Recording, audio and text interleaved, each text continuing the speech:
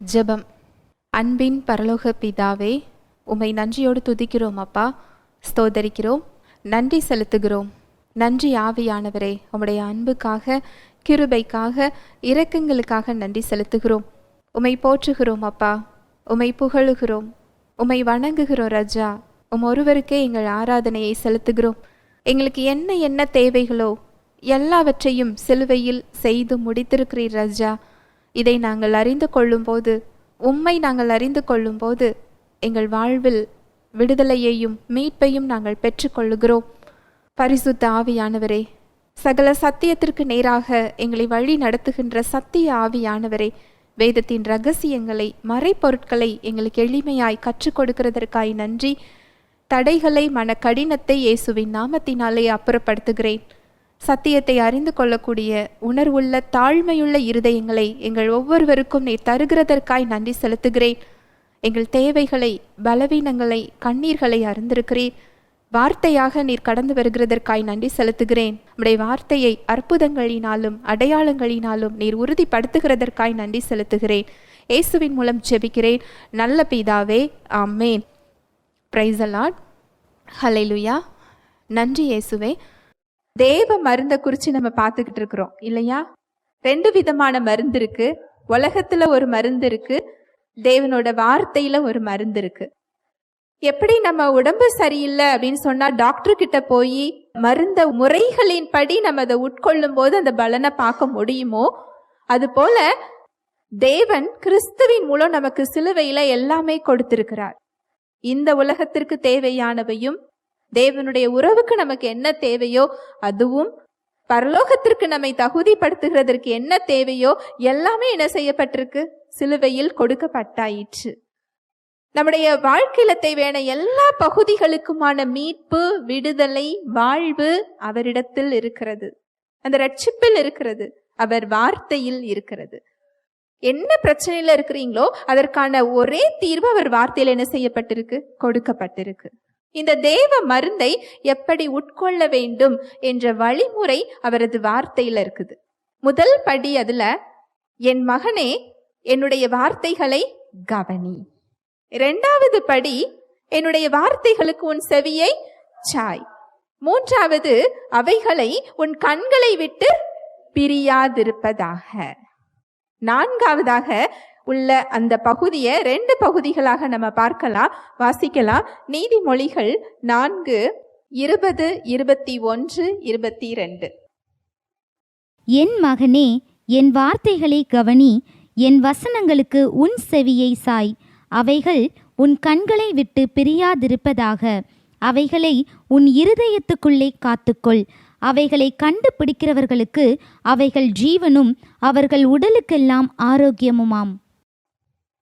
அவைகள் உன் கண்களை விட்டு பிரியாதிருப்பதாக, அவைகளை உன் இருதயத்துக்குள்ளே காத்துக்கொள். 4வது படி என்ன அப்படின்னா, அவருடைய வார்த்தைய நம்முடைய இருதயத்துக்குள்ள என்ன செய்யணுமா? காத்து கொள்ள வேண்டும். ஹல்லேலூயா. Praise the Lord. இருதயத்துக்குள் நாம் காத்து கொள்ள வேண்டும் அப்படின்னா என்ன அர்த்தம்? அதை பத்திரமாக வைத்து கொள்ள வேண்டும் அர்த்தம். பத்திரமாக வைத்துக்கொள் அப்படின்னு சொல்லி நம்ம ஒரு பொருளை சொல்றோம். வீட்டுல குழந்தைங்களை விட்டுட்டு போறோம், கதவை பூட்டி பத்திரமா இருந்துக்கோ, கதவை நல்லா பூட்டி பத்திரமா இருந்துக்கோ அப்படின்னு சொன்ன அந்த இடத்துல என்ன அர்த்தம்? பத்திரமாக இல்லாமல் தொலைக்கிறதுக்கும் அங்க என்ன இருக்கு? வாய்ப்பு இருக்குன்னு அர்த்தம். ஹல்லேலூயா. Praise the Lord. மறுபடி வாசிங்க. அவைகளை உன் இருதயத்துக்குள்ளே காத்துக்கொள். அவைகளை, எவைகளை? தேவனுடைய வார்த்தைகளை உன் இருதயத்துக்குள்ளே காத்துக்கொள். இதுல 2 விதமான காரியம் இருக்கு. அதை காத்து கொள்றது யாருதான் காத்துக்கொள்ள முடியும்? நாம தான் காத்துக்கொள்ளணும். நமக்கு பதில் தேவனோ மற்றவர்களோ அதை என்ன செய்ய முடியாது? காத்துக்கொள்ள முடியாது. 2வது, அதை நாம் தொலைப்பதற்கும் அங்க என்ன இருக்குது? வாய்ப்பு இருக்குது. எப்படி அதை தொலைக்க முடியும்? வாசிக்கலாம். யோவான் 10:10. திருடன் திருடவும் கொல்லவும் அழிக்கவும் வருகிறானே அன்றி வேறொன்றுக்கும் வரான். நானோ அவைகளுக்கு ஜீவன் உண்டாயிருக்கவும் அது பரிபூரணப்படவும் வந்தேன். திருடன் திருடவும் கொல்லவும் அழிக்கவும் வருகிறானே அன்றி வேறொன்றுக்கும் வரான். நானோ அவைகளுக்கு ஜீவன் உண்டாயிருக்கவும் அது பரிபூரணப்படவும் வந்தேன். எப்படி தொலைக்க முடியும் அப்படின்னா, திருடனிடம் திருடு கொடுப்பதினால் அங்க என்ன செய்ய முடியும்? தொலைக்க முடியும். அப்போ திருடன் எதை திருட வர்றா? அவருடைய வார்த்தையை திருட வருகிறான். அவருடைய வார்த்தையை உங்ககிட்ட இருந்து அவன் திருடி விட்டால் போதும், அந்த பலன்களை நீங்க பெற்றுக்கொள்ளாமல் அவனால் தடுக்க முடியும். அவனுடைய நோக்கம் நீங்க வச்சிருக்கின்ற வார்த்தைகள் தான். இத காத்து கொள்றது யார் கையில இருக்குதா? நம்ம கையில இருக்குதா? இந்த திருடன் வருகின்ற ஒரு முறையை குறித்து இன்னைக்கு பார்க்க போறோம். திருடன் நிறைய விதங்கள்ல அவன் வருகிறான். அதுல ஒரு முக்கியமான வழி, அவன் எப்படி வருகிறான் அப்படின்னா, புதிய உடன்படிக்கையில் ஆண்டவராகிய இயேசு கிறிஸ்து நமக்கு சிலுவையில் எல்லாமே செய்திருக்கிறார். நமக்கு என்ன தேவையோ எல்லாம் அங்கு செய்து முடிக்கப்பட்டாயிற்று. இந்த கிருபையின் உடன்படிக்கையின் கீழ் நம்ம வாழ்ந்துகிட்டு இருக்கிறோம். இந்த உடன்படிக்கையில நமக்கு ஒரே ஒரு கட்டளை தான் கொடுக்கப்பட்டிருக்கு. என்ன கட்டளை கொடுக்கப்பட்டிருக்கு தெரியுமா? யோவான் 13:34-35. நீங்கள் ஒருவரில் ஒருவர் அன்பாயிருங்கள். நான் உங்களில் அன்பாயிருந்தது போல நீங்களும் ஒருவரில் ஒருவர் அன்பாயிருங்கள் என்கிற புதிதான கட்டளையை உங்களுக்கு கொடுக்கிறேன். நீங்கள் ஒருவரில் ஒருவர் அன்புள்ளவர்களாயிருந்தால் அதனால் நீங்கள் என்னுடைய சீஷர்கள் என்று எல்லாரும் அறிந்து கொள்வார்கள் என்றார். நல்லா பாருங்க, நீங்கள் ஒருவரில் ஒருவர் எப்படி இருக்கணுமா? அன்பாய் இருக்க வேண்டுமா? ஒருவரில் ஒருவர் அப்படின்னா, நமக்கு தேவையானவர்கள், நமக்கு பிடித்தவர்கள், நாம் அன்பு செய்ய வேண்டும் என்று நினைக்கிறவர்கள் மட்டும் இந்த லிஸ்ட்ல கிடையாது. ஒருவரில் ஒருவர் அப்படிங்கிறது எல்லாருமே இதில் அடங்கும். நமக்கு பிடிக்குதோ பிடிக்கலையோ, நமக்கு நன்மை செய்கிறார்களோ தீமை செய்கிறார்களோ, நமக்கு வேண்டியவர்களோ வேண்டாதவர்களோ, எல்லாரிடத்துல நம்ம எப்படி இருக்கணுமா? அன்பா இருக்க வேண்டும். இந்த ஒருவரில் ஒருவர் அப்படிங்கிறதுக்கு அர்த்தமே என்னதுதான்? அதுதான். நீங்கள் ஒருவரில் ஒருவர் அன்பாய் இருங்கள். அதுவும் எப்படி அன்பா இருக்கணுமா? வாய் மூலமாக, வார்த்தை மூலமாக நான் அன்பா இருக்கிறேன்னு சொல்லிட்டு மனதிற்குள் நாம் கோபத்துல இல்லை.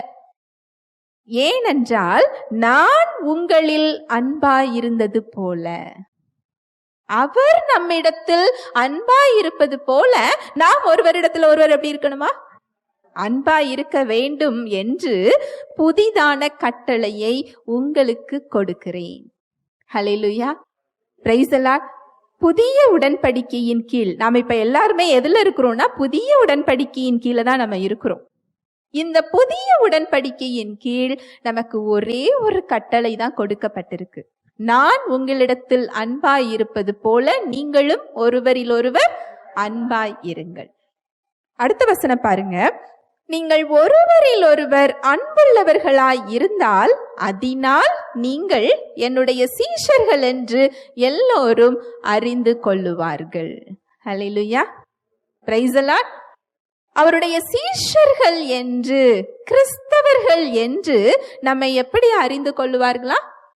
நாம் ஒருவரில் ஒருவர் அன்பாய் இருக்கும் பொழுது. ஆனா இப்பொழுது உலகம் நம்மை கிறிஸ்தவர்கள் என்று எப்படி அறிந்து கொள்ளுகிறது? நாம அன்பாயிருப்பதன் மூலமாகவா, இல்ல கிறிஸ்தவ பெயரை வைத்திருப்பதன் மூலமாகவா? கிறிஸ்தவ பெயரை வைத்திருக்கிறதன் மூலம் இல்ல, வெளிப்புற அடையாளம். இதை வைத்து ஒருவரை அவங்க என்ன செஞ்சுக்கிறாங்க? கிறிஸ்தவர்கள். ஆனா இங்க ஆண்டவராகிய இயேசு கிறிஸ்து என்ன சொல்றாரு? நீங்கள் ஒருவரில் ஒருவர் அன்புள்ளவர்களாய் இருப்பதினால். நாம் அநியாயமாக அங்கு தண்டிக்கப்படும் பொழுது, அநியாயமாக குற்றம் சாட்டப்படும் பொழுது, நாம் தண்டிக்கப்படும் பொழுது, அந்த இடத்தில் தேவ அன்பை நாம் காண்பிக்கும் போது நம்மை அங்கு கிறிஸ்தவர்கள் சொல்லி உலகம் என்ன செய்து கொள்ளுமா? அறிந்து கொள்ளும். ஹல்லேலூயா, பிரைஸ் தி லார்ட். இந்த கட்டளை, இந்த ஒரே ஒரு கட்டளை தான் நமக்கு என்ன செய்யப்பட்டிருக்கு? கொடுக்கப்பட்டிருக்கு. இந்த கட்டளைக்கும் இருதயத்துல அவருடைய வார்த்தையை காத்து கொள்ளுகிறதற்கும் என்ன சம்பந்தம் நீங்க கேட்கலாம். நான் சொல்றேன். மார்க் 11வது அதிகாரம் 23, 24, 25. எவனாகிலும் இந்த மலையை பார்த்து நீ பெயர்ந்து சமுத்திரத்திலே தள்ளுண்டு போ என்று சொல்லி தான் சொன்னபடியே நடக்கும் என்று தன் இருதயத்தில் சந்தேகப்படாமல் விசுவாசித்தால் அவன் சொன்னபடியே ஆகும் என்று மெய்யாகவே உங்களுக்கு சொல்லுகிறேன். ஆதலால் நீங்கள் ஜெபம் பண்ணும்போது எவைகளை கேட்டுக்கொள்வீர்களோ அவைகளையே பெற்றுக்கொள்ளுவோம் என்று விசுவாசியுங்கள். அப்பொழுது அவைகள் உங்களுக்கு உண்டாகும் என்று சொல்லுகிறேன். இந்த வசனம் எல்லாருக்கும் ரொம்ப பிடிக்கும் இல்லையா? மலையை பார்த்து பெயர்ந்து இயேசுவின் நாமத்தினாலே போ அப்படின்னு சொன்னா அது என்ன செய்யும்? போகும். உண்மை அதுதான். இந்த உலகத்தில் உள்ள சூழ்நிலைகளையும் பிரச்சனைகளையும் ஆளும்படிக்கு அவர் நமக்கு அந்த அதிகாரத்தை என்ன செய்திருக்கிறார்? கொடுத்திருக்கிறார். அடுத்த வசனம் என்ன சொல்லுது பாருங்க. ஆதலால் நீங்கள் ஜெபம் பண்ணும் போது எவைகளை கேட்டுக் கொள்வீர்களோ அவைகளை பெற்றுக் கொள்வோம் என்று. இது ஆங்கிலத்தில் எப்படி இருக்கும்னா, நீங்கள் பெற்றுக் கொண்டோம் என்று. நீங்க ஜெபிக்கும் போது எதை கேட்கிறீங்களோ அதை பெற்றுக் கொண்டோம் என்று விசுவாசியுங்கள், அப்பொழுது அவைகள் உங்களுக்கு உண்டாகும். மலையை பார்த்து இயேசுவின் நாமத்தினாலே பெயர்ந்து கடல்ல போய் விழுன்னு சொல்லிட்டு அது விழுந்தது, அது விழுந்த அந்த பலனை நான் பெற்று கொண்டேன் அப்படின்னு நீங்க விசுவாசிச்சதுக்கு அப்புறமா தான் அது போய் என்ன செய்யும்? விழும். இந்த விசுவாசம் நமக்கு தெரியும் இல்லையா? மலையை பெயர்ந்து போக சொல்லும் விசுவாசம். அதுக்கு அடுத்த ஒரு வசனம் சொல்லப்பட்டிருக்கு பாருங்க, 25. நீங்கள் நின்று ஜெபம் பண்ணும்போது ஒருவன் பேரில் உங்களுக்கு யாதொரு குறை உண்டாயிருக்குமானால் பரலோகத்தில் இருக்கிற உங்கள் பிதா உங்கள் தப்பிதங்களை உங்களுக்கு மன்னிக்கும்படி அந்த குறையை அவனுக்கு மன்னியுங்கள். நீங்கள் நின்று ஜெபிக்கும் பொழுது, நீங்க மலையை பார்த்து பெயர்ந்து போக சொல்லிட்டு அதை பெற்றுக்கொண்டேன்னு சொல்லி நீங்க விசுவாசிக்கும் பொழுது, உங்க ஜெபத்துல நீங்க கேட்கும் பொழுது, அந்த இடத்துல நீங்க ஜெபம் பண்ணும்போது நல்லா கேளுங்க, உங்களுக்காக நீங்க ஜெபிக்கிறதற்கு முன்னால் அங்க என்ன செய்யணுமா? ஒருவன் பெயரில் உங்களுக்கு யாதொரு குறை உண்டாயிருக்குமானால், அது சின்ன விஷயம் பெரிய விஷயம் இல்ல, அது சின்ன விஷயமாக இருந்தாலும் பெரிய விஷயமாக இருந்தாலும் உங்களுக்கு யாதொரு குறை உண்டாயிருக்குமானால் பரலோகத்தில் இருக்கிற உங்கள் பிதா உங்கள் தப்பிதங்களை உங்களுக்கு மன்னிக்கும்படி அந்த குறையை அவனுக்கு மன்னியுங்கள். எதற்கு இந்த விசுவாசத்திற்கு கீழாக எதற்கு மன்னிக்க சொல்லி கொடுக்கப்பட்டிருக்கு? ஏனென்றால் இந்த இடத்துல நீங்க மன்னிக்காமல், நீங்க கசப்பையும் வைராக்கியத்தையும் கோபத்தையும் அந்த உங்க உள்ளத்துக்குள்ள நீங்க வைத்திருக்கும் போது இந்த மலையை பார்த்து பெயர்ந்து போக சொல்லுகின்ற விசுவாசம் செயல்படாது. ஹல்லேலூயா, பிரைஸ் தி லார்ட். நீங்க மலையை பெயர்ந்து போக சொல்லக்கூடிய விசுவாசத்தை நீங்கள் பெற்றிருக்கலாம், அந்த விசுவாசத்தை நீங்கள் அறிந்திருக்கலாம். ஒரு காரியத்தை குறித்து நீங்கள் ஜெபித்து விசுவாசத்தோடு காத்து கொண்டிருக்கலாம். ஆனா ஒருவர் பேரில் உங்களுக்கு கசப்போ வைராக்கியமோ மன்னியாமையோ உங்க இருதயத்துல இருக்குமானால் அந்த விசுவாசம் செயல்படாது. ஏனென்றால் திருடன் திருடவும் கொல்லவும் அழிக்கவும் வருகிறான். இவன் எப்படி வருகிறான்னா, அவன் வருகின்ற ஒரு முறை நம்மளை சுற்றி இருக்கின்ற மனிதர்கள் மூலமாக நமக்கு கோபத்தையோ மன்னிக்காமையோ கசப்பையோ அவன் கொடுக்கிறான். இந்த மன்னியாமை என்ற போர்வையின் மூலமாக அந்த விசுவாசம்ங்கிற வார்த்தையை அங்க என்ன செய்யறான்? திருடுகிறான். ஹல்லேலூயா, பிரைஸ் தி லார்ட். அதுதான் நீதிமொழிகள்ல சொல்லப்பட்டிருக்கு, அவைகளை உன் இருதயத்துக்குள்ள நீ என்ன செய்? பத்திரமாக காத்துக்கொள். காத்துக்கொள்றது யார் கையில இருக்குது? நம்ம கையில இருக்குது. ஏன் மன்னியாமை அப்படிங்கிறது திருடன் வருகின்ற வழி? ஏன் அந்த மன்னியாமை என்பது அங்கு விசுவாசத்தை தடுக்கிறது? ஏனென்றால் அவருடைய வார்த்தை சொல்லுகிறது, நமக்கு ஒரு புதிய கட்டளை கொடுக்கப்பட்டிருக்கு. ஒரே ஒரு கட்டளை. என்ன கட்டளை? ஒருவரில் ஒருவர் அவர் நம்மை அன்பு செய்கிறது போல நாம் அன்பு செய்ய வேண்டும். இது அவருடைய கட்டளை. அவருடைய வார்த்தையை மீறுகிறது என்னது? பாவம். நம்ம பாவம்னா என்ன நினைச்சிட்டு இருக்கிறோம்? களவு செய்யறது, மற்ற காரியங்களை பாவம் நினைக்கிறோம். நீங்க மன்னியாம இருக்கிறது என்னது? பாவம். இந்த பாவம் உள்ள வருகிறதுனால மன்னியாமை என்பது ஒரு பாவம். அவர் வார்த்தையை மீறுகிறது என்னது? பாவம். இந்த மன்னியாமைங்கிறது தேவனுடைய இயல்பு இல்லை. தேவனுடைய இயல்பு என்னது? தேவன் எப்படி இருக்கிறாரா? வாசிக்கலாம். 1 யோவான் 4:8. அன்பில்லாதவன் தேவனை அறியான், தேவன் அன்பாகவே இருக்கிறார். அன்பில்லாதவன் தேவனை அறியான். தேவன் எப்படி இருக்கிறாரா? அன்பாகவே இருக்கிறார். இந்த மன்னியாமை அப்படிங்கிறது தேவனுடைய இயல்பு இல்லை. தேவனுடைய இயல்பு அன்புதான். தேவனுடைய இயல்பு. ஹல்லேலூயா, பிரைஸ் தி லார்ட். இந்த மன்னியாமை அப்படிங்கிறது யாரோட இயல்பு? அதை எப்படி நம்ம அந்த மன்னிக்கிற இடத்துக்கு நம்ம எப்படி வர முடியும்? அந்த வார்த்தையை எப்படி நம்ம காத்து கொள்ள முடியும்? அதுதான் நம்ம இன்னைக்கு பார்க்க போறோம். வாசிக்கலாம். யாக்கோபு 3வது அதிகாரம் 14, 15, 16. உங்கள் இருதயத்திலே கசப்பான வைராக்கியத்தையும் விரோதத்தையும் வைத்தீர்களானால் நீங்கள் பெருமை பாராட்டாதிருங்கள். சத்தியத்திற்கு விரோதமாய் பொய் சொல்லாமலும் இருங்கள். இப்படிப்பட்ட ஞானம் பரத்திலிருந்து இறங்கி வருகிற ஞானமாயிராமல் லௌகீக சம்பந்தமானதும் ஜென்ம சுபாவத்திற்கு உரியதும் பேய்த்தனத்திற்கு அடுத்ததுமாயிருக்கிறது.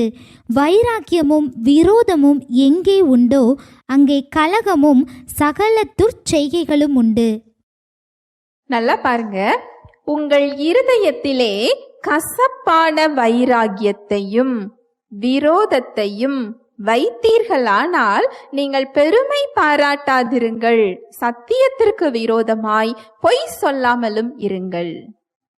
நான் நியாயத்தை தான் பேசுவேன். எனக்கு உண்மைதான் ரொம்ப பிடிக்கும். நான் எந்த தப்பும் செய்யல.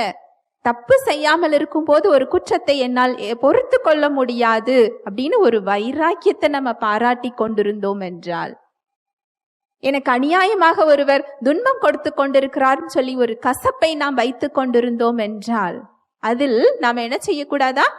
பெருமை பாராட்டக்கூடாதா? அந்த வசனம் ரொம்ப அழகா சொல்லுது பாருங்க. ஏன் அப்படி பெருமை பாராட்டாதீங்கன்னு சொல்லப்பட்டிருக்குன்னா, 15வது வசனம், இப்படிப்பட்ட ஞானம் பரத்திலிருந்து இறங்கி வருகிற ஞானமாயிராமல் அது தேவனிடத்திலிருந்து வருகின்ற ஞானம் இல்லையா. நீங்க கசப்பும் வைராக்கியமும் விரோதமும் மன்னியாமையும் ஒரு ஞானம் தான். அது ஞானம் இல்லாம இல்ல, அது ஞானம். ஆனா அந்த ஞானம் யார்கிட்ட இருந்து வரலையா? தேவனிடத்திலிருந்து வரவில்லை. அது பரத்திலிருந்து இறங்கி வருகின்ற ஞானமாய் இராமல் லௌகீக சம்பந்தமானதும் ஜென்ம ஸ்பாவத்துக்கு உரியதும் பேய்த்தனத்துக்கு அடுத்ததுமாய் இருக்கிறது. இது ஆங்கிலத்தில் எப்படி இருக்கும் அப்படின்னா, பேய் தன்மை வாய்ந்ததுன்னு இருக்கும். ஹல்லேலூயா, பிரைஸ் தி லார்ட். எது பேய் தன்மை வாய்ந்ததா? கசப்பு, விரோதம், கோபம், மன்னியாமை, இதெல்லாம் என்ன தன்மை வாய்ந்ததா? பேய் தன்மை வாய்ந்தது. ஏசுங்கிற நாமத்தை சொன்னா அசுத்தாவிகள் எல்லாம் அலறி அடிச்சு ஓடும். நீங்க பார்த்திருப்பீங்க. நம்ம அது மட்டும்தான் பேய்த்தன்மை நினைச்சுக்கிட்டு இருக்கிறோம். ஆனா இந்த பேய்த்தன்மை வெளியில என்ன செய்யாது? சத்தமே இல்லாம உட்கார்ந்துட்டு என்ன செஞ்சிரும்? போயிரும். எது? கசப்பு, விரோதம், கோபம், மன்னியாமை. இந்த நாள் என்னதா? பேய் தன்மை வாய்ந்தது. இப்ப புரியுதா? ஏன் மலையை பார்த்து நான் போன்னு சொல்லிட்டேன், ஏன் போக மாட்டேங்குது? மன்னியாமைங்கிற ஒரு பேய்த்தன்மை எனக்குள்ள என்ன செய்யுது? இருக்குது. கசப்புங்கிற ஒரு பேய்த்தன்மை, விரோதம்ங்கிற ஒரு பேய்த்தன்மை, அது அந்த விசுவாசத்தை செயல்பட விடாமல் அங்க என்ன செஞ்சுக்கிட்டு இருக்கு? தடுத்து கொண்டிருக்கிறது. அடுத்த வசனம் வாசிக்கலாம். 16. வைராக்கியமும் விரோதமும் எங்கே உண்டோ அங்கே கலகமும் சகல துர்ச்செய்கைகளும் உண்டு. வைராக்கியமும் விரோதமும் எங்கே உண்டோ அங்கே கலகமும் சகல துர்ச்செய்கைகளும் உண்டு. இதுல வேற பாவ செயல்கள் எதுவும் இல்லை. என்ன போட்டிருக்கு? வைராக்கியம் விரோதம்.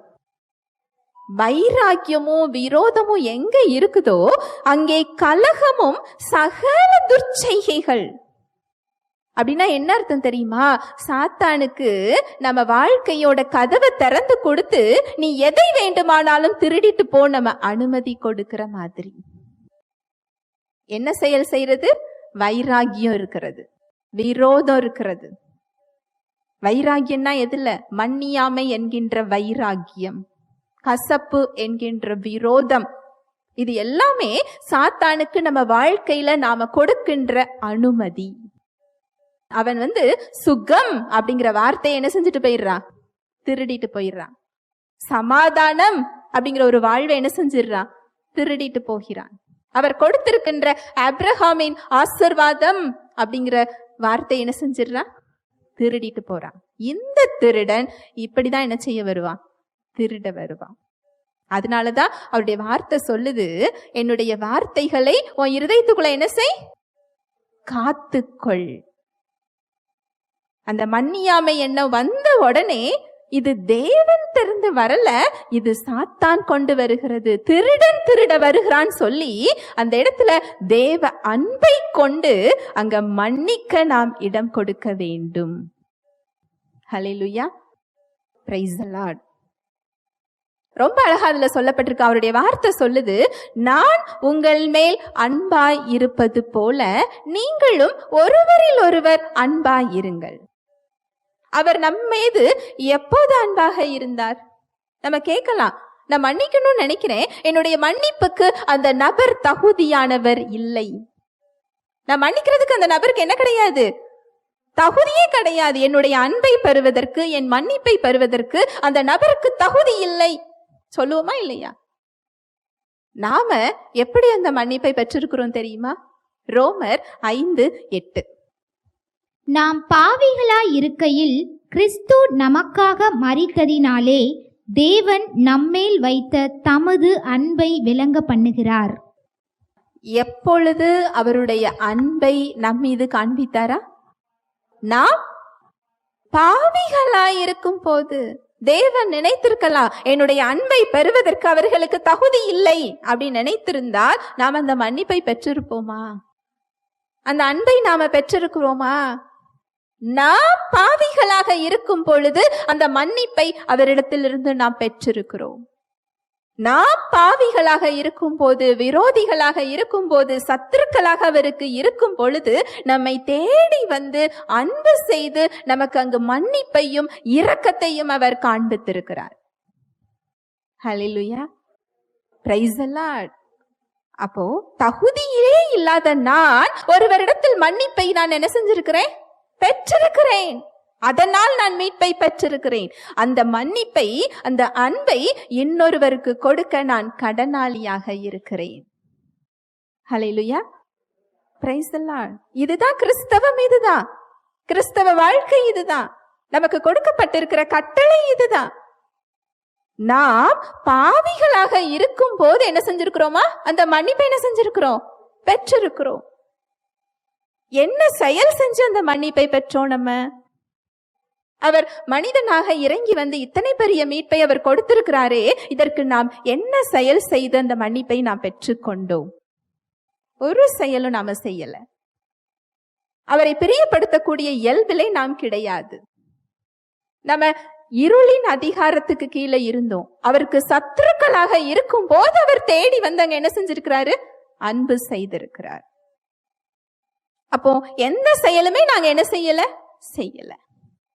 அப்போ தகுதியே இல்லாத எனக்கு அந்த மன்னிப்பு என்ன செய்யப்பட்டிருக்கு? கொடுக்கப்பட்டிருக்கு. அதே போல் உங்களிடத்தில் உங்களை எதிர்கொள்ளுகின்ற மனிதர்களுக்கு தகுதி இருக்கிறதா, தகுதி இல்லையான்னு சொல்லி தேவ அன்பு என்ன செய்யாது? பார்க்காது. அப்போ நாமளும் அதை என்ன செய்யக்கூடாது? பார்க்க கூடாது. இந்த மன்னிப்பை, இந்த அன்பை கொடுப்பதற்கு அவருக்கு தகுதி இருக்கிறதா? என் அன்பை பெற்றுக்கொள்வதற்கு, என் மன்னிப்பை பெற்றுக்கொள்வதற்கு அவருக்கு தகுதி இருக்கிறதா அப்படின்னு சொல்லி நம்ம என்ன செய்யக்கூடாது? பார்க்க கூடாது. அப்படி பார்த்தீங்கன்னு சொன்னா இன்னும் நீங்க அந்த மன்னிப்பை அந்த நபருக்கு என்ன செய்யல? கொடுக்கல. நீங்க கேட்கலாம், சத்தியம் சொல்றதெல்லாம் சரிதான், அவர் கடவுள், அன்பு செய்தார், நான் மனிதன் தானே, நான் பட்ட கஷ்டங்கள் கொஞ்சம் இல்லை, பாடுகள் கொஞ்சம் இல்லை, ஏமாற்றங்கள் துரோகங்கள் கொஞ்சம் இல்லை, நான் எப்படி மன்னிப்பது? அது முடியாத செயல் என்பது தேவனுக்கும் தெரியும். அதனாலதான் அவர் உங்களுடைய என்னுடைய அன்பில் அவர் மன்னிக்க சொல்லவில்லை. அவருடைய அன்பை நம் உள்ளத்தில் ஊற்றி இருக்கிறார். ஹல்லேலூயா, பிரைஸ் தி லார்ட். ரோமர் 5:5. மேலும் நமக்கு அருளப்பட்ட பரிசுத்த ஆவியினாலே தேவ அன்பு நம்முடைய இருதயங்களில் ஊற்றப்பட்டிருக்கிறபடியால் அந்த நம்பிக்கை நம்மை வெட்கப்படுத்தாது. மேலும் நமக்கு அருளப்பட்ட பரிசுத்த ஆவியினாலே தேவ அன்பு நம்முடைய இருதயங்களில் என்ன செய்யப்பட்டிருக்குதா? ஊற்றப்பட்டிருக்கிறபடியால். அப்படின்னா என்ன அர்த்தம்? கொடுத்துட்டாருன்னு அர்த்தம். என்கிட்ட அந்த அன்பு இல்லை அப்படின்னு சொல்லி நீங்க சொன்னீங்கன்னா நீங்க இன்னும் ரட்சிக்கப்படலன்னு அர்த்தம். புரியுதா? நீங்க கிறிஸ்துவை இரட்சகராக ஏற்றுக்கொண்டிருந்தால் உங்களுடைய ஆவியில் அந்த தேவ அன்பு ஊற்றப்பட்டிருக்கிறது. நாம் பாவிகளா இருக்கையில் நம்மை தேடி வந்து அன்பு செய்தாரே, அதே அன்பு. நாம சத்துருக்களா இருக்கும் போது நமக்காக ஜீவன் கொடுத்தாரே, அதே அன்பு. அவரை சிலுவையில் அறைந்தவர்களையும் பிதாவே இவர்களுக்கு இதை மன்னியும்னு சொன்னாரே, அதே அன்பு நம்ம ஆவியில என்ன செய்யப்பட்டிருக்கு? ஊற்றப்பட்டிருக்கிறது. இதை உங்க உணர்ச்சிகள்ல என்ன செய்ய முடியாது? தேட முடியாது. நீங்க ரட்சிக்கப்பட்டிருந்தீங்கன்னா இந்த அன்பு உங்க ஆவியில தான் இருக்கு. உங்க புதிய சிருஷ்டியின் ஆவியில என்ன கொடுக்கப்பட்டிருக்கு என்பதை நீங்கள் அறிந்து கொள்ளும் போது, அந்த வார்த்தைகளை நீங்க அதிகமாக எடுக்கும் பொழுது, கேட்கும் பொழுது, தியானிக்கும் பொழுது, அதை பேசும் பொழுது இந்த ஆவியில கொடுக்கப்பட்ட அன்பு வெளிப்பட ஆரம்பிக்கும். ஹல்லேலூயா, பிரைஸ் தி லார்ட். இந்த தேவ அன்போட இயல்புகள் என்னன்னு பார்த்தா ரொம்ப அழகான இயல்புகள். நீங்க நினைக்கலாம், யார் மேலேயும் எனக்கு வருத்தம் கோபம்லாம் இல்லை, நான் மன்னிச்சிட்டேன். கொஞ்ச நாளைக்கு முன்னாடி ஒரு அம்மா உடம்பு சரியில்லை, ஜெபிக்கணும்னு சொல்லி எனக்கு ஃபோன் பண்ணாங்க. எனக்கு ரொம்ப தெரிஞ்ச ஒருத்தங்க. அப்போ நான் சொன்னேன், சத்தியத்தெல்லாம் ஒழுங்கா கேட்குறீங்களா அப்படின்னு கேட்டேன். ஆமாம்மா நான் கேட்குறேன், ஆனாலும் எனக்கு வலிக்குது அப்படின்னாங்க. அங்கே உங்கள் மருமகளிடம் ஏதாவது சண்டை போட்டிங்களா, அவங்க ஏதாவது உங்களை காயப்படுத்தினாங்களா அப்படின்னு கேட்டேன். ஆமாம்மா அது இருந்துட்டு தான் இருக்கு, ஆனால் நான் எதையும் மனசில் வச்சுக்கல, நான் மன்னிச்சிட்டேன், நான் அன்பு செய்கிறேன் அப்படின்னாங்க. இப்போ நான் சொன்னேன், எனக்காக ஒரு 2 சத்தியம் நான் அனுப்புறேன், நீங்க இதை கேட்டு முடிச்சிட்டு என்கிட்ட என்ன செய்யுங்க? ஃபோன் பண்ணுங்க. உங்களுக்கு வலி இருந்தால் நான் ஜெபிக்கிறேன், ஆனா இந்த சத்தியம் கேட்டு முடிக்கிறதுக்குள்ள உங்களுக்கு என்ன செஞ்சிரும்? வலி சரியாயிரும் அப்படின்னு. சரி அப்படின்னாங்க. 2 சத்தியம். 1, இயேசுவின் தழும்புகளால சுகமாயிட்டீங்கிற சத்தியம். 2வது, எப்படி தேவ அன்பை கொண்டு பிறரை மன்னிக்கிறது, அன்பு செய்கிறது. இந்த சத்தியத்தையும் அனுப்பி விட்டுருந்தேன். இரவு அவங்க கேட்டிருக்கிறாங்க. கேட்ட பிறகு எனக்கு ஃபோன் பண்ணி சொன்னாங்க, எனக்கு வலி பாதி பரவாயில்லம்மா, ஆனா இப்பதான் தெரியுது ஏன் அன்புல நான் மன்னிச்சிருக்கிறேன், அவர் அன்புல நான் இன்னும் என்ன செய்யல? மன்னிக்கல. நான் மாற வேண்டிய இடம் இருக்கிறது. நான் இந்த தேவ அன்பை கொண்டு நான் மன்னிச்சுக்கிறேம்மா அப்படின்னு சொல்லி என்ன செய்ய சொல்லல? ஜெபிக்க சொல்லல. தேவ அன்பு நமக்குள்ள இருக்குது. நம்ம சிந்தனைகள்ல காயங்கள் இருக்கும். நல்லா கவனிங்க, சிந்தனைகள்ல காயங்கள் இருக்கும், அவமானங்கள் இருக்கும், வலிகள் இருக்கும். தேவ அன்பு நம்ம ஆவியில் இருக்கிறது, அது சிந்தனையில இல்ல. அதனாலதான் உங்களுக்கு ஒருவரை அன்பு செய்ய வேண்டும்ங்கிற உணர்வு அந்த இடத்துல என்ன செய்யறது இல்ல? வருகிறது இல்ல. காயங்கள் நமக்கு முன்னாடி வந்து நிற்கிறது. இரவு அவங்களுக்கு பயங்கரமான கால் வலி, அவங்களால தாங்க முடியலையா. அப்போ அந்த அம்மா சொன்னாங்களா, ஆண்டவரே உம்முடைய அன்பை நீங்க என் உள்ளத்துல ஊற்றி இருக்கிறீங்க, இந்த அன்பை கொண்டு நான் என்ன செய்றேன்? என்னோட மருமகளை நான் மன்னிக்கிறேன், நேசிக்கிறேன். எனக்கு அது கடினம்தான், ஆனாலும் நான் ஒப்பு கொடுக்கிறேன், என்ன தீர்மானம் எடுக்கிறேன். உம்முடைய அன்பை கொண்டு நான் மன்னிக்கிறேன்னு நான் தீர்மானம் எடுக்கிறேன், எனக்கு நீங்க உதவி செய்யுங்கப்பா அப்படின்னு சொல்லி அவங்க அதை சொல்லிக்கிட்டே இருந்த கொஞ்ச நேரத்துல அந்த வலி, பயங்கரமான வலி அவங்களை விட்டு அப்படியே போயிட்டுன்னு சொல்லி காலையில எனக்கு சாட்சி சொன்னாங்க. ஹல்லேலூயா, பிரைஸ் தி லார்ட். எவ்வளவு அழகான சாட்சி. நிறைய சாட்சிகளை நான் சொல்ல முடியும். யாராவது உடம்பு சரியில்லை அப்படின்னு சொல்லி வந்தாங்கன்னா அவங்களுக்கு முதல்ல நாங்க சத்தியத்தை கொடுப்போம். என்ன சத்தியம்? தேவன் கிறிஸ்துவின் மூலமாக நமக்கு கொடுத்த ரட்சிப்புல எல்லாமே கொடுக்கப்பட்டிருக்கு. சுகம் கொடுக்கப்பட்டிருக்கு, பாவ விடுதலை கொடுக்கப்பட்டிருக்கு, சாப விடுதலை கொடுக்கப்பட்டிருக்கு. இந்த சத்தியத்தை கொடுக்கும்போது ஒரு சிலர் என்ன செஞ்சிருவாங்க? விடுதலைய பெற்றுக்கொள்வாங்க. அப்படி ஒருவரால் அதில் விடுதலையை பெற்றுக்கொள்ள முடியலையா, அடுத்து நாங்க அவர்களுக்கு கொடுக்கக்கூடிய சத்தியம் தேவ அன்பு. ஏனென்றால் இந்த மன்னியாமை, இந்த கசப்பு, இந்த வைராக்கியம் அந்த சுகத்தை பெற விடாம அவர்கள் அங்க என்ன செஞ்சுக்கிட்டு இருக்கு? தடுத்து கொண்டு இருக்கிறது. இந்த தேவ அன்பை குறித்த சத்தியத்தை கேட்டு அதை அவங்க விசுவாசிச்சு அந்த வார்த்தைகளை கொண்டு அந்த மன்னிப்பிற்குள் அவங்க செல்லும் போது அடுத்தவங்க சுகத்தை என்ன செஞ்சிடறாங்க? பெற்றுக்கொள்ளுகிறார்கள். இது சுகத்துக்கு மட்டும் இல்லை, உங்க பொருளாதார ஆசீர்வாதமும் அப்படிதான். நான் செய்யறது எதுவுமே வாய்க்கலையே, உள்ளுக்குள்ள என்ன இருக்குது? மன்னியாமை, கசப்பு. அது அந்த ஆசீர்வாதத்தை பெற விடாமல் என்ன செஞ்சுக்கிட்டு இருக்கு? தடுத்து கொண்டு இருக்கிறது. ஹல்லேலூயா, பிரைஸ் தி லார்ட். இந்த தேவ அன்பு, நம்முடைய அன்புக்கும் தேவ அன்புக்கும் பெரிய வித்தியாசம் இருக்கு. நீங்க ஒருவரை மன்னித்திருக்கிறேன்னு நினைச்சிருக்கலாம், ஆனா நீங்க தேவ அன்பு என்ன, அதோட இயல்புகள் என்னன்னு நீங்க தெரியாம அது உங்க அன்புல மன்னிச்சிருக்கிறீங்களா தேவ அன்புல மன்னிச்சிருக்கிறீங்களான்னு உங்களுக்கு என்ன செய்யாது? தெரியாது. தேவ அன்புல முக்கியமானது ஒண்ணு என்ன தெரியுமா? அவர் மன்னிக்கிற தேவன் மட்டுமல்ல, அவர் அவற்றை மறக்கிற தேவனும் கூட. ஹல்லேலூயா, பிரைஸ் தி லார்ட். வாசிக்கலாம். ஏசாயா 43வது அதிகாரம் 25வது வசனம். நானே உன் மீறுதல்களை என் நிமித்தமாகவே குலைத்து போடுகிறேன், உன் பாவங்களை நினையாமலும் இருப்பேன். நல்லா பாருங்க. நானே உன் மீறுதல்களை என் நிமித்தமாகவே குலைத்து போடுகிறேன், உன் பாவங்களை என்ன செய்கிறாரா? நினையாமலும் இருக்கிறார். பாவங்களற நம்ம இயேசு கிறிஸ்துவின் ரத்தம் என்ன செஞ்சிருக்கு? கழுவி இருக்கு. நம்முடைய பாவங்களை அவர் கழுவ மட்டும் செய்யல, அவைகளை அவர் என்ன செஞ்சிருக்கிறாரா? நினையாமலும் இருக்கிறார். அவர் நமக்கு பாவத்திலிருந்து நமக்கு மன்னிப்பு மட்டும் கொடுக்கல, அந்த பாவத்தை அவர் நினைவை கூறுவது இல்லை. எவ்வளவு பெரிய ஒரு அன்பு பாத்தீங்களா? அவர் நம்ம செஞ்ச பாவத்தெல்லாம் நினைவு கூர்ந்து கொண்டு இருந்தால் அவர் எப்படி நம்மை அன்பு செய்ய முடியும்? ஆனா நாம ஒருவரை மன்னிக்கிறோம் சொல்லிட்டு அந்த செயலை நம்ம நினைவுல வச்சிருக்கிறோமா, மறந்து போறோமா?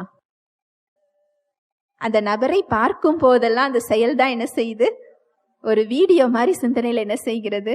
ஓடிக்கொண்டே இருக்கிறது. அது 10 வருடம் ஆனாலும் சரி, 20 வருடம் ஆனாலும் சரி, அந்த நபர் எந்த இடத்தில் என்ன உடை அணிந்து என்ன வார்த்தைகளை பேசினாரோ அது அப்படியே என்ன செய்வோம்? ஞாபகம் இருக்கும். ஒரு வார்த்தை கூட என்ன செய்யாது? மறக்காது. ஆனா நான் மன்னிச்சிட்டேனே, அவங்க மேல எனக்கு எந்த வருத்தமும் இல்லையே, ஆனா உள்ள வீடியோ என்ன செய்யும்? ஓடிக்கிட்டே இருக்கும். இந்த மாதிரி தேவ அன்பு என்ன செய்யாது? செயல்படாது. தேவ அன்பு மன்னிக்கிறது மட்டும் இல்லை, அது மறக்கிற அன்பு. ஒவ்வொரு தடவை ஜெபிக்கும் போதும் நம்முடைய பாவங்களை அவர் நினைவு கூர்ந்து கொண்டிருக்கிறார் என்ற எண்ணம் இருந்தா நம்மளால எப்படி பயம் இல்லாம அவர்கிட்ட போக முடியும்? நான் சொல்றது புரியுதா? அவருடைய நம்முடைய பாவத்தை மன்னிக்கிற தேவன் மட்டும் இல்லை, அவற்றை மறந்து போகிற தேவன். ஹல்லேலூயா, பிரைஸ் தி லார்ட். அதுதான் தேவ அன்பு. உங்களுக்குள்ள அவர் கொடுத்திருக்கின்ற அன்பு சின்ன விஷயம் எல்லாம் கிடையாது, பெரிய விஷயம் அது. அவரோட அன்பை அவர் ஊற்றி இருக்கிறார். அந்த அன்பை கொண்டவர் என்ன செய்ய சொல்லுகிறார்? மன்னிக்க சொல்லுகிறார். எத்தனை தடவை தான்ப்பா நான் மன்னிக்கிறது நீங்க கேட்டீங்கன்னா அதுக்கும் அவர் பதில் தருகிறார். மத்தேயு 18:21-22. அப்பொழுது பேதுரு அவரிடத்தில் வந்து, ஆண்டவரே, என் சகோதரன் எனக்கு விரோதமாய் குற்றம் செய்து வந்தால் நான் எத்தனை தரம் மன்னிக்க வேண்டும்? 7 தரம் மட்டுமோ என்று கேட்டான். அதற்கு இயேசு, 7 தரம் மாத்திரம் அல்ல, 770 தரம் மட்டும் என்று உனக்கு சொல்லுகிறேன். பேதுருவுக்கு இந்த மன்னிப்பை குறித்து சொன்ன உடனே ஒரு சந்தேகம் வந்துடுது. அப்போ நான் எத்தனை தடவை தான் நான் மன்னிக்கணும்? ஆண்டவராக இயேசு கிறிஸ்து போய் என்ன செய்கிறார்? கேட்கிறார். என் சகோதரன் எனக்கு விரோதமாய் குற்றம் செய்து வந்தால் நான் எத்தனை தரம் மன்னிக்க வேண்டும்? இதுல சகோதரன் போட்ட உடனே உங்க கூட பிறந்தவங்களை மட்டும் என்ன செய்யாதீங்க, நினைக்காதீங்க. ஒருவரில் ஒருவர் நாம் சகோதர சகோதரிகள். அது உங்க பக்கத்து வீட்டுக்காரங்களையும் குறிக்கும், நீங்க கூட வேலை செய்யறவங்களையும் குறிக்கும். நீங்க எதிர்கொள்ளுகின்ற மனிதர்களும் இந்த சகோதரன்கிற இடத்துல என்ன செய்வாங்க? வருவாங்க. சரியா? அப்பொழுது பேதுரு அவரிடத்தில் வந்து, ஆண்டவரே, என் சகோதரன் எனக்கு விரோதமாய் குற்றம் செய்து வந்தால் நான் எத்தனை தரம் மன்னிக்க வேண்டும்? 7 தரம் மட்டுமோ என்று கேட்டார். அதற்கு இயேசு, 7 தரம் மாத்திரம் அல்ல, 770 தரம். அப்படின்னா 490 தடவை.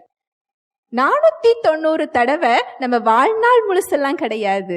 அங்க லூக்கால சொல்லப்பட்டிருக்கும் ஒரு நாளில் 490 தடவை. அப்படின்னா என்ன அர்த்தம் தெரியுமா? எத்தனை தடவை மன்னிப்பு கேட்டாலும் நான் என்ன செய்யணும்? மன்னிக்க வேண்டும். அதற்கு அளவு இல்லை, எல்லை இல்லை என்ற அர்த்தம். Hallelujah, praise the Lord. இந்த இயல்பை அவர் நமக்கு கொடுக்காமல் அதை செய்ய சொல்லவில்லை. நல்லா பாருங்க, இந்த கசப்பு, இந்த மன்னியாமை, இந்த விரோதம் அங்க எதை தடுக்குது? தேவன் சிலுவையில் நமக்கு கொடுத்த சுகத்தை அது தடுத்து கொண்டிருக்கிறது. அவர் நமக்கு கொடுத்த சமாதானத்தை அது தடுத்து கொண்டிருக்கிறது. அவர் நமக்கு கொடுத்த ஆசீர்வாதத்தை அது தடுத்து கொண்டிருக்கிறது.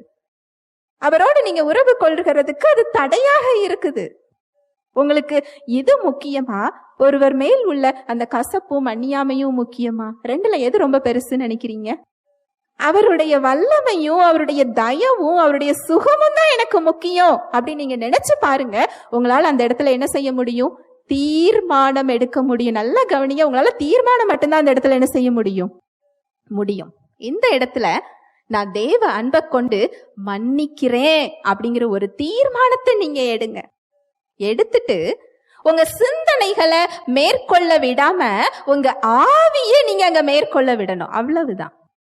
ஏன்னா ஆவியில தான் என்ன இருக்குது? தேவ அன்பு இருக்குது. உங்க சிந்தனையில என்ன இருக்குது? கசப்பும் மன்னியாமையும் இருக்குது. ரெண்டுல எதை மேற்கொள்ள விடுறீங்களோ அது அங்கு செயலாக மாறும். ஆவியில உள்ளதை நீங்க மேற்கொள்ள விடணும்னா அந்த வார்த்தைகளை நீங்க அதிகமா நீங்க தியானிக்கணும், கேட்கணும். ஒரு சின்ன உதாரணம். 2 குழந்தைகள் இருக்கு. ஒரு குழந்தைக்கு நல்ல சாப்பாடு கொடுக்குறீங்க, ஒரு குழந்தைய பட்னி போடுறீங்க. எப்பவாவது தான் சாப்பாடு கொடுக்குறீங்க. 2 குழந்தையையும் சண்டை போட வச்சா எது ஜெயிக்கும்? அது போல உங்க ஆவிக்கு வாரத்துல ஒரு தடவை ஒரு குளிர்ந்து போன ஒரு ஆகாரத்தை நீங்க கொடுத்துட்டு தினம் உங்க சரீரத்துக்கு நீங்க அதிக உணவை கொடுத்தீங்கன்னா உங்க ஆவி ஜெயிக்குமா? உங்க சரீரம் ஜெயிக்குமா? அதனாலதான் நீங்க மன்னிக்க முடியாம இருக்கிறீங்க. புரியுதா நான் சொல்றது? தேவ அன்பு உங்க ஆவியில கொடுக்கப்பட்டிருக்கு. உங்க ஆவிக்குரிய உணவு என்னது? தேவனுடைய வார்த்தை தான் ஆவிக்குரிய உணவு. மனுஷன் அப்பத்தினாலே மாத்திரமல்ல, தேவனுடைய வாயிலிருந்து புறப்படுகின்ற ஒவ்வொரு வார்த்தையினாலும் பிழைப்பான். இந்த உணவை நீங்க எடுக்க உங்க சரீரத்துக்கு ஒரு நாளைக்கு எத்தனை தடவை சாப்பிடுவீங்க? 3 தடவை. 2 காஃபி, கொஞ்சம் ஸ்நாக்ஸ், ஏதாவது பிடிச்ச சாப்பாடை என்ன செஞ்சுக்கிறோம்? சாப்பிட்டுக்கிறோம். ஆவிக்கு ஒரு நாளைக்கு எத்தனை தடவை சாப்பாடு கொடுக்குறீங்க? அதனாலதான் ஒரு பிரச்சனையில நம்ம வார்த்தைக்கு அங்க இடம் கொடுக்காம நம்ம மாம்சத்தின்படி அங்க என்ன செஞ்சிடறோம்? செயல்படுகிறோம். ஆவி பலமுள்ளதாக இருக்கணும். ஒரு சூழ்நிலையில பரிசுத்த ஆவியானவரை வெளிப்படுத்தணும்னா ஆவிக்குரிய உணவை நாங்க என்ன செய்யணும்? எடுக்கணும். புதிய சிருஷ்டியில நான் யாரா இருக்கிறேன்? கிறிஸ்துவுக்குள்ள எனக்கு என்ன கொடுக்கப்பட்டிருக்கு? தேவ அன்பு என் உள்ளத்தில் ஊற்றப்பட்டிருக்குன்னா அந்த அன்பு வெளிப்பட நான் இடம் கொடுக்கிறேன். தேவ அன்போட இயல்புகள் என்ன? பரிசுத்த ஆவியானவர் எப்படி செயல்படுவார்? இந்த வார்த்தைகளை நீங்க எடுக்க எடுக்க எடுக்க ஒருத்தங்க உங்களுக்கு அநியாயமா உங்களை குற்றம் சாட்டும் போது உங்களுக்கு தெரிஞ்சிரும், இது அவங்க இல்ல, யாரு? திருடன் திருட வருகிறான். எதை திருட வரா? நம்முடைய சுகத்தை திருட வருகிறான்.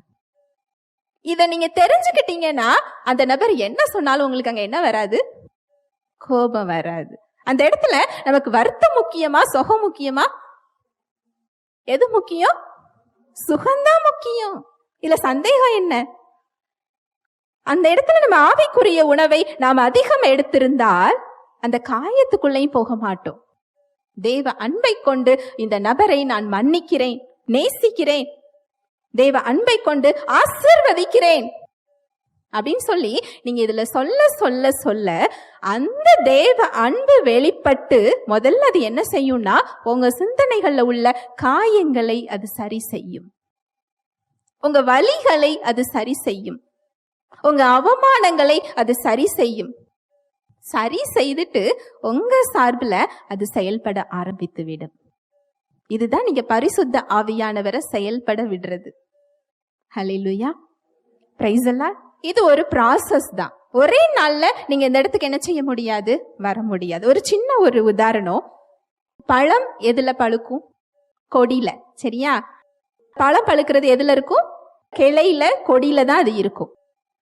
இந்த கிளை, இந்த கொடியானது செடியோட இணைஞ்சி இல்லை அப்படின்னா அந்த பழம் பழுக்க முடியுமா? முடியாது. அது இணைஞ்சி இல்லாம அதை ஒடிச்சு அது பக்கத்துல, செடி பக்கத்துல அந்த கிளைய வச்சிருந்தாலும் அது உயிரோட இருக்குமா? இருக்காது. எவ்வளவு பக்கத்துல இருந்தாலும் அது இணைஞ்சி இல்லாட்டி அது என்ன செய்யாது, உயிரோட இருக்க வாய்ப்பு இல்லை. ரெண்டாவது, அந்த பழம் அது இணைஞ்சி இருந்தா ஒரே நாள்ல பழம் வருமா? இல்ல, முதல்ல பூ பூத்து காய் காய்த்து ஒரு விளைச்சல் வந்து அடுத்து அங்க கனி வருமா? பூ பூத்து காய் காய்த்து அது ஒரு பழம் பழுக்கிறதுக்கு ஒரு காலம் வரும் இல்லையா? அது போல அவருடைய வார்த்தையை நீங்கள் எடுக்க எடுக்க, அதை கேட்க கேட்க, அந்த உணவை நீங்கள் உட்கொள்ள உட்கொள்ள பூ பூக்கும், உங்களுக்குள்ள சமாதானம் வரும், உங்களுக்குள்ள சந்தோஷம் இருக்கும். அந்த தேவ அன்பு அப்படிங்கிற ஒரு கனி அங்க வெளிப்பட ஆரம்பிச்சிரும். ஹல்லேலூயா, பிரைஸ் தி லார்ட். இந்த கனியை கொண்டு உங்களை யார் காயப்படுத்தினாலும் உங்களால் மன்னிக்க முடியும். இந்த தேவ அன்புங்கிற கனியை கொண்டு உங்களை குற்றம் சாட்டுகிறவர், உங்களை அநியாயமாக குறை சொல்லுகிறவர், இது யாராக இருந்தாலும் உங்களால் அன்பு செய்ய முடியும், மன்னிக்க முடியும். அதுக்கப்புறமா நீங்க மலையை பார்த்து போன்னு சொல்லுங்க, அந்த மலை என்ன செஞ்சிடும்? போய்விடும். ஹல்லேலூயா, பிரைஸ் தி லார்ட். ஒரு அம்மா ஒரு பாஸ்டர் கிட்ட ஃபோன் பண்ணாங்களாம். என்னோட குழந்தை ரொம்ப முடியாத ஒரு நிலைமையில இருக்கு, என் குழந்தைக்கு வந்து ஜெபிச்சு விடுங்கன்னு சொல்லி சொன்னாங்களாம். இந்த பாஸ்டர் கார்ல போகும்போதே ஆண்டவர் வெளிப்படுத்திட்டாரா, நீ ஜெபிக்கலாம் செய்யக்கூடாது, என்ன செய்யணும்? தேவ அன்பை போய் சொல்லிக் கொடு. பாஸ்டரும் போய் தேவ அன்பை குறிச்சு சொன்னாரா.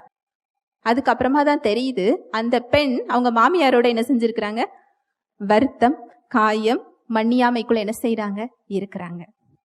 அப்போ அந்த அம்மா சொன்னாங்களா, என்னோட மாமியார் என்ன செய்யறாங்கன்னு உங்களுக்கு தெரியாது, எந்த தவறு செய்யாமலும் நான் என்ன செஞ்சுக்கிட்டு இருக்கிறேன், கஷ்டப்பட்டு கொண்டு இருக்கிறேன். அப்ப பாஸ்டர் கேட்டாரா, உங்களோட குழந்தைக்கு சுகம் வேண்டுமா, உங்க மாமியாரோட சண்டை போடுறது உங்களுக்கு முக்கியமா அப்படின்னு கேட்கும்போது எதுதான் முக்கியம்? சுகம்தான் முக்கியம். உன்னோட அன்புல தேவன் மன்னிக்க சொல்லவில்லை. தேவ அன்பு உன் உள்ளத்தில் ஊற்றப்பட்டிருக்கிறது. உனக்கு உணர்ச்சிகள், உணர்வுகள் அந்த தேவ அன்பு இல்லை என்பது போல இருக்கலாம். நீங்க நல்லா கண்ணை மூடிட்டு உங்களுக்கு பிடிக்காத ஒருத்தங்க, உங்களை காயப்படுத்துற ஒருத்தங்க, அவங்கள எனக்கு பிடிக்காதுன்னு சொல்லி ஒரு 5 நிமிஷம் நீங்க சொல்லி பாருங்களேன். கண்ணை மூடிக்கோங்களேன், நான் உங்களுக்கு ஒரு சின்ன ஒரு டெஸ்ட் வைக்கிறேன். கண்ணை மூடிக்கோங்க. உங்களை காயப்படுத்துறவங்க, உங்களை குற்றப்படுத்துறவங்க, உங்களை அவமானப்படுத்துறவங்க, மன்னிக்க முடியாதவங்களை கண்ணை மூடிட்டு அவங்க பெயரை சொல்லி எனக்கு அவங்கள பிடிக்காது பிடிக்காதுன்னு ஒரு 5 தடவை, ஒரு 6 தடவை சொல்லுங்க. நான் அவங்கள வெறுக்கிறேன், எனக்கு அவங்கள பிடிக்காது. இப்படி சொல்லும் போது என்ன உணர்வு வருது? இங்க உங்க உள்ளத்துக்குள்ள ஒரு மாதிரி உணர்வு வருதா? அதுதான் பரிசுத்த ஆவியானவர். இல்லை இல்ல, உன்னோட இயல்பு அது இல்லை, என்னுடைய அன்பு உனக்குள்ள இருக்கிறது. புரியுதா? பரிசுத்த ஆவியானவர் இப்படிதான் பேசுவார். ஹல்லேலூயா, பிரைஸ் தி லார்ட். அப்போ இந்த பாஸ்டர் சொன்னாரா, ஓ அன்பை கொண்டு நீ என்ன செய்ய வேண்டாம், மன்னிக்க வேண்டாம். தேவ அன்பு உனக்குள்ள என்ன செய்யப்பட்டிருக்கு, ஊற்றப்பட்டிருக்கிறது. அதை கொண்டு நீ மன்னிச்சிட்டன்னு சொன்னா உன் குழந்தைக்கு என்ன கிடைக்கும், சுகம் கிடைக்கும். அவர் ஜெபிக்கல, அதை சொல்லி கொடுத்துட்டு வீட்டுக்கு என்ன செஞ்சிட்டாரு, போயிட்டாரு. சில மாதங்கள்ல அந்த பாஸ்டருக்கு ஃபோன் பண்ணி அந்த அம்மா சொன்னாங்களாம், இந்த தேவ அன்பை கொண்டு என் மாமியாரை நான் மன்னிக்க ஆரம்பிக்கும் பொழுதே என் மகா என்ன செஞ்சிட்டா, சுகமாகி விட்டாரு. ஹல்லேலூயா, பிரைஸ் தி லார்ட். நான் ஊழியத்துல பாக்குறேன், எப்பேற்பட்ட நோயாக இருந்தாலும் அவங்க சத்தியத்தை அறிந்து கொண்டு இந்த தேவ அன்புல பிறரை மன்னிக்கும் பொழுது அவங்க உடம்புல சுகத்தை நாங்க என்ன செய்யறோம், பார்க்கிறோம். என்னோட சரீரத்துல நான் பார்க்கிறேன். இந்த வார்த்தை நிஜம் உள்ளது. ஹல்லேலூயா, பிரைஸ் தி லார்ட். இன்னைக்கு ஒரே ஒரு விஷயம்தான் பார்த்தோம். இதோட தொடர்ச்சியை வருகிற வாரங்கள்ல பார்க்கலாம். அந்த தேவ மருந்தை உட்கொள்ளுகின்ற முறையில் 4வது படி என்னன்னா, அவருடைய வார்த்தையை நம்ம இருதயத்துல என்ன செய்யணுமா, காத்து கொள்ள வேண்டுமா. காத்து கொள்ளுகின்ற பங்கு நம்முடையது. ஏனென்றால் திருடன் திருடவும் கொள்ளவும் என்ன செஞ்சுக்கிட்டு இருக்கிறான், வகை தேடிக் கொண்டிருக்கிறான். அவன் வருகின்ற ஒரு முறை மன்னியாமை, கசப்பு என்கின்ற போர்வையின் மூலமாக அந்த வார்த்தையை திருட என்ன செய்கிறான், வருகிறான். அந்த மன்னியாமை அப்படிங்கிற இடத்துல இருந்து நம்ம எப்படி வெளியில வர முடியும்னு சொன்னா, தேவ அன்பு நமக்கு என்ன செய்யப்பட்டிருக்கு, கொடுக்கப்பட்டிருக்கு. இந்த தேவ அன்பை நாம் வெளிப்படுத்த கற்றுக்கொள்ள கற்றுக்கொள்ள அந்த கனியானது அந்த மன்னிப்பை நமக்கு அங்க என்ன செஞ்சிடும், கொடுத்து விடும். இந்த மன்னிப்பை நீங்க கொடுத்து பாருங்க, இயல்பாகவே உங்க சரீரத்துல சுகம் வெளிப்படுறத உங்களால என்ன செய்ய முடியும், பார்க்க முடியும். உங்க கையின் பிரயாசங்கள் ஆசீர்வதிக்கப்படுறதை நீங்க என்ன செய்ய முடியும், பார்க்க முடியும். யார்கிட்டயாவது வந்து அவங்க பிரச்சனையை சொல்லும் போது அவங்களுடைய சரீரத்துல பெரிய நோயா இருக்கும், பாடுகள், பிரச்சனைகள் அதெல்லாம் இருக்கும். அதெல்லாம் சொல்லிட்டு அடுத்த காரியங்களை பேசும்போது அவங்க கிட்ட மன்னியாம இருக்கிறத என்னால பார்க்க முடியும். கசப்பு, அந்த உறவுகள், சுத்தி இருக்கிற உறவுகள் மேல கோபம், வைராக்கியம், மன்னியாமை, அதுதான் அவங்களுக்கு அத்தனை அங்க என்ன செஞ்சுக்கிட்டு இருக்கு, தடுத்து கொண்டிருக்கிறது. ஹல்லேலூயா, பிரைஸ் தி லார்ட். இன்னைக்கு தீர்மானம் எடுக்கிறீங்களா? யாரெல்லாம் மன்னியாம வச்சிருக்கிறீங்களோ, யார் மேலெல்லாம் கசப்பு, கோபம், வைராக்கியத்தை வச்சிருக்கிறீங்களோ, உங்க இயல்புல இல்ல, அவருடைய அன்பை கொண்டு நான் இன்று மன்னிக்கிறேன் அப்படிங்கிற ஒரு தீர்மானம் நான் எடுக்கிறேன். இன்றைக்கு நீங்க அந்த தீர்மானத்தை எடுங்க. ஜெபிக்கலாம். அன்பின் பரலோக பிதாவே, உம்மை நன்றியோடு துதிக்கிறோம் அப்பா, ஸ்தோத்தரிக்கிறோம் தகப்பனே, நன்றி செலுத்துகிறோம். உம்முடைய அன்புக்காக, உம்முடைய கிருபைக்காக, உம்முடைய இரக்கங்களுக்காக நன்றி செலுத்துகிறோம் அப்பா. உம்முடைய கிருபை பெரியது, உம்முடைய இரக்கம் மகா பெரியது. நாங்கள் பாவிகளாக இருக்கும் பொழுது எங்களை தேடி வந்து அன்பு செய்த தெய்வம் நீர். நாங்கள் எதிரிகளாக இருக்கும் பொழுது உம்முடைய அன்பு என்னதென்பதை கல்வாரியில் நீர் காண்பித்திருக்கிறீர். தகுதியே இல்லாத எங்களுக்கு அந்த அன்பை நீர் கொடுத்திருக்கிறீர். இந்த அன்பை நாங்கள் மற்றவர்களுக்கு கொடுக்க கடனாளிகளாக இருக்கிறோம். நன்றி செலுத்துகிறோம் அப்பா. நன்றி. இன்று கற்றுக் கொடுத்த சத்தியத்திற்காய் நன்றி அப்பா. நாங்கள் மலைகளை பெயர்க்கத்தக்க விசுவாசம் உடையவர்களாக இருந்தாலும் இந்த அன்பு இல்லை என்றால், இந்த மன்னியாமை என்ற இயல்பு அந்த விசுவாசத்தை தடை செய்து கொண்டிருக்கிறது என்ற சத்தியத்தை இன்று நாங்கள் அறிந்து கொண்டோம். இந்த கிருபையின் உடன்படிக்கையில் ஒரே ஒரு கட்டளை எங்களுக்கு கொடுக்கப்பட்டிருக்கிறது. ஒருவரில் ஒருவர் நீர் எங்களில் அன்பாயிருப்பது போல நாங்கள் அன்பாயிருக்க வேண்டும் என்ற புதிதான கட்டளையை நீர் கொடுத்திருக்கிறீர்.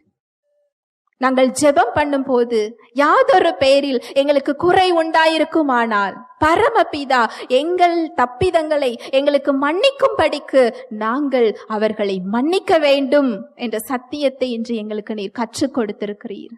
நன்றி செலுத்துகிறோம் அப்பா. அநியாயமாய் நாங்கள் குற்றம் சாட்டப்பட்டிருக்கின்ற இடங்களில், அநியாயமாய் நாங்கள் ஒதுக்கப்பட்ட இடங்களில், ஏமாற்றங்களையும் துரோகங்களையும் சந்திக்கின்ற இடங்களில், எங்களுக்கு எதிராக வருகின்ற மனிதர்களை, காயப்படுத்துகிறவர்களை மன்னிக்கிறோம் என்ற தீர்மானத்தை இன்று நாங்கள் எடுக்க எங்களுக்கு கிருபை கொடுத்ததற்காய் நன்றி செலுத்துகிறோம் அப்பா. உம்முடைய தேவ அன்பானது எங்கள் காயங்களை, உங்களுடைய காயங்களை அது கழுவ காத்து கொண்டிருக்கிறது. அது பல வருடக்கணக்கான காயங்களாக இருக்கலாம், அது கண்ணீராக இருக்கலாம், கட்டுகளாக இருக்கலாம். அந்த தேவ அன்பு உங்கள் காயங்களையும் கட்டுகளையும் அது கழுவ போதுமானதாக இருக்கிறது. தேவ அன்பு என்பது தேவ வல்லமை. தேவ அன்பு என்பது தேவன் செயல்படுகின்ற இடம். தேவ அன்பு என்பது உங்கள் காயங்களை ஆற்றக்கூடிய மருந்து. அந்த மருந்து உங்கள் காயங்களை ஆற்றுவதற்கு, உங்கள் கண்ணீரை துடைப்பதற்கு நீங்கள் இடம் கொடுங்கள். நன்றி செலுத்துகிறோம் அப்பா, நன்றி. அவங்க மனக்காயங்களை உம்முடைய அன்பு மருந்து வைத்து கட்டுகிறதற்காய், கழுவுகிறதற்காய் நான் நன்றி செலுத்துகிறேன். சிலுவையில் நீர் கொடுத்த அந்த தேவ அன்பை இயேசுவின் நாமத்தினாலே ஒவ்வொருவரது சிந்தனையிலும் நான் கட்டவிழ்கிறேன். கட்டுகளில் இருப்பவர்களை விடுதலையாக்க நீர் பரிசுத்த ஆவியினால் எங்களை அபிஷேகம் செய்திருக்கிறீர். சிறைப்பட்டவர்களை விடுவிக்க நீர் எங்களை பரிசுத்த ஆவியினால் அபிஷேகம் செய்திருக்கிறீர். அந்த மனக்கட்டுகளில் இருந்து இயேசுவின் நாமத்தினாலே அவர்கள் விடுவிக்கப்படட்டும். நன்றி செலுத்துகிறோம் ராஜா. நாங்கள் மாற வேண்டிய இடங்களை எங்களுக்கு சுட்டி காண்பித்ததற்காக நன்றி.